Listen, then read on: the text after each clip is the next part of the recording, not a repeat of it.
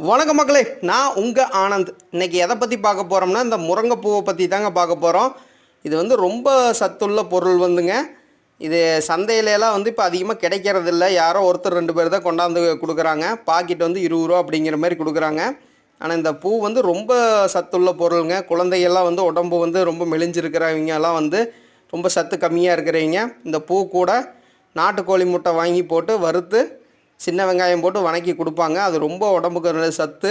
வாரத்தில் ஒரு 2 டைமோ 3 டைமோ வந்து செஞ்சு கொடுத்தீங்க அப்படின்னா குழந்தைகளுக்கெல்லாம் உடம்பு ரொம்ப நல்லாயிருக்கும். அதேமாரி வயசானவங்களுக்கெல்லாம் வந்து ரொம்ப கை கால் சோர்வு, உடம்பு ரொம்ப தளர்ச்சியாக இருக்குது அப்படிங்கிறவங்களாம் வந்து இந்த பூவை வந்து அடிக்கடி வணக்கி சாப்பிட்லாம். இல்லைன்னா சூப் மாதிரி வச்சு குடிக்கலாம். இந்த மாதிரி இந்த தலையை கூட சூப் மாதிரி வச்சு குடிக்கலாம். அதெல்லாம் வந்து ரத்தத்தை நல்லா உற்பத்தி பண்ணு. இந்த வீடியோ உங்களுக்கு பிடிச்சிருச்சு அப்படின்னா ஒரு கமெண்ட் பண்ணுங்கள், சப்ஸ்கிரைப் பண்ணுங்கள், லைக் பண்ணுங்கள்.